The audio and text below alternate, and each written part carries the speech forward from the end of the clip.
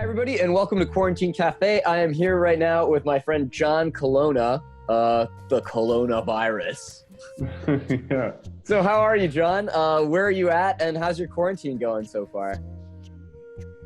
I'm good. In fact, I think maybe I've never been better than during this time. You know, it's like I'm just practicing a lot and I'm like working out and stuff. So yeah, I'm good.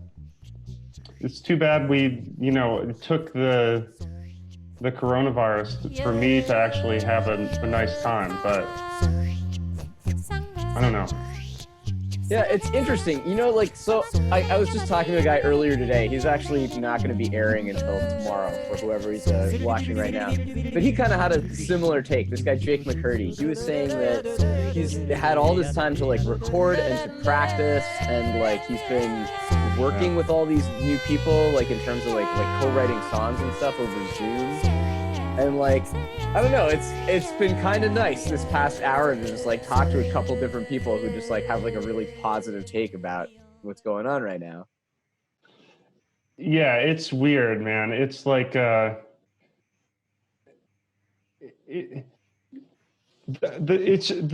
downside is the no gigs, you know? Yeah. That's horrible. But not talking to people, not actually physically interacting with people is great for me. We just need to find some way to keep this going, hopefully without maybe, thousands of people dying. That's a bad. But somehow to keep the fear going so that we don't have to I teach at this college, and we were doing all online classes, and it was kind of, in a way, kind of better, you know? Okay, I'm going to ask you a little bit more about that in a minute, but first, Sure. Can you tell us a little bit about what you're about to play, and then we can listen to some music? Yeah, so basically it's kind of like demos of music I was working on Ableton, and then I just played along with my own songs, and I got some of my friends to play with me too. Coleman Bartels, great drummer, Todd Gaynor, a great sax player, and G. Kim, producer, drummer, and Kenji Tokunaga, bass player. So Nice. they all contributed to different tracks. So that was cool. Cool. Okay, let's give that a listen, and then we'll be right back with John Colonna.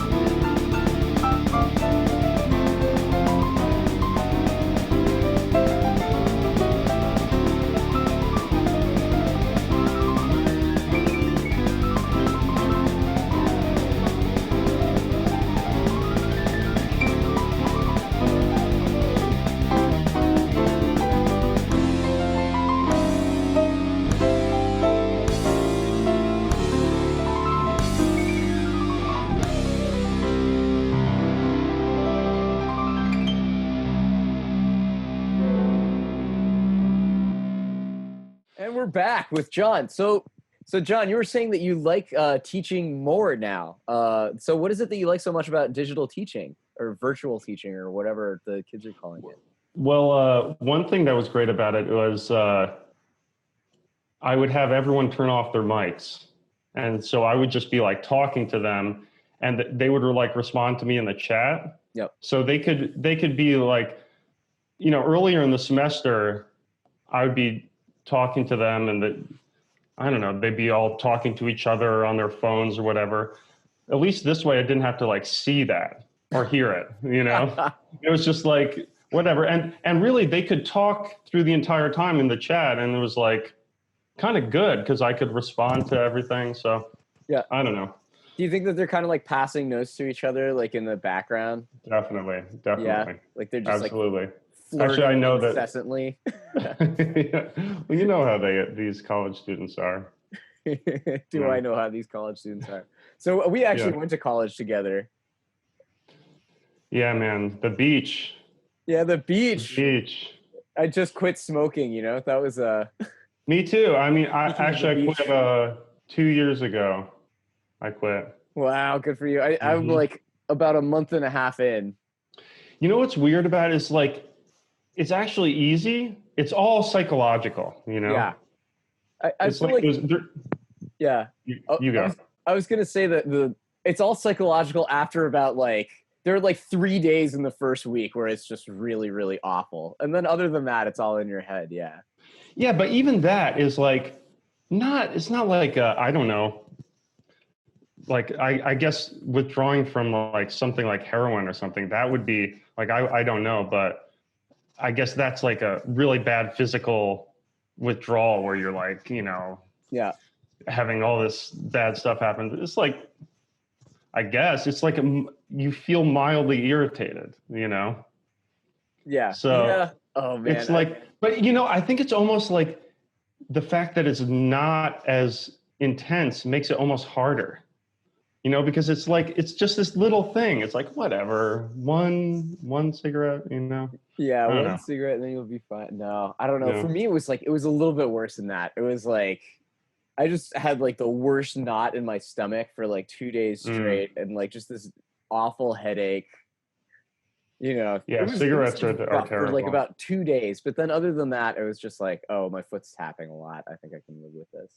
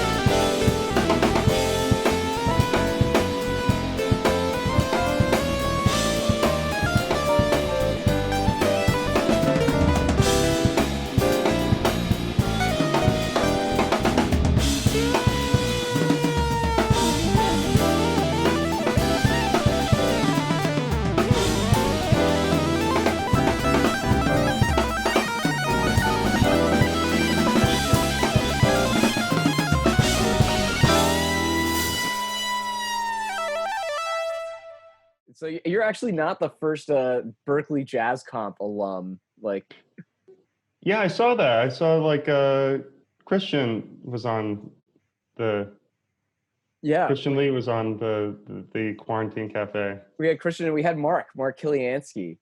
Oh, cool. Although he's like not really doing Jazz Comp anymore. He's like a bluegrass old time kind of guy. Man, I'm like so single-minded or maybe simple-minded. Like I'm like still doing just the same thing, you know. Yeah, like the Like I haven't changed. Yeah, I just like haven't yeah. changed at all. I'm just like, oh, I'm still gonna do my jazz songs. I love it. Why not? Put metal. Yeah. Yeah, but metal. Yeah. Yeah. You remember that concert? Yeah. Yeah. Hell yeah, I do. It seems like yesterday, you know? Yeah, it does kind of. Yeah. Although at other times it feels like it's like so long ago, like especially Yeah, now, you know? Yeah. But this coronavirus is kind of yeah, it's making me connect with different people from earlier parts of my life, like this and other things. And I do love doing the collaborations. Although another problem with the coronavirus is like a really good thing about it was like it's the greatest excuse now. You can't do anything. You know, if someone asks you to do something, oh, sorry, you know, there's this coronavirus and I can't do it, you know? Yeah. So I love that. It's like, you can get out of anything. But then there's a flip side because everybody knows you have nothing to do. Yeah. Everyone knows you have nothing to do. So it's like, everyone's asking, oh, could you just do this thing for me? It's like, we know you have all this time, you know, it's like, damn. Oh man, it's I funny. shouldn't even talk about it. Yeah, you shouldn't even talk about it. People are gonna watch this. Like, oh no, I'm screwed. Like I'm about to say something I shouldn't, but there are like these two things that I'm supposed to record on saxophone that I've been putting off for like a week because I barely even pull my horn out anymore. You know, like I play a lot of flute lately, but like saxophone, I'm like, oh yeah, that's that thing that used to be my job. Man, your sax playing is great, man. Thanks, incredible. Man. But yeah, I don't know. Like I've been really enjoying the flute because it's like not a thing that I have to do. I know. As soon as it's something you don't have to do, then it becomes very attractive. It's like you got to keep things in that hobby, the hobby part of your brain. Yeah, yeah, you know? and then it's fun. It's great. It's like I can shed flute for like 2 or 3 hours a day lately, and it feels awesome. But pull my saxophone out, like I'm like, yeah. Tomorrow. I know. It's like it's so important keeping that hobby thing going, I think.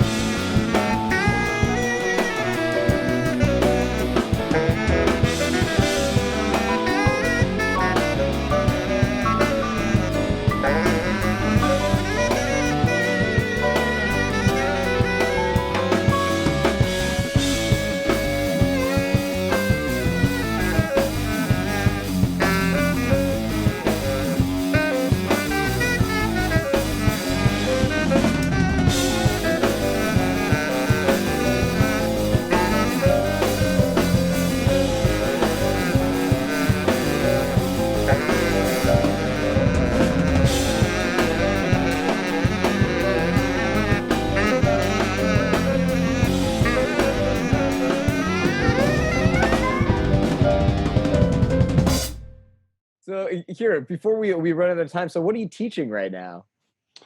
I teach like molecular biology. No, I teach piano. Yeah, I teach piano at a SUNY school in Oneonta, New York.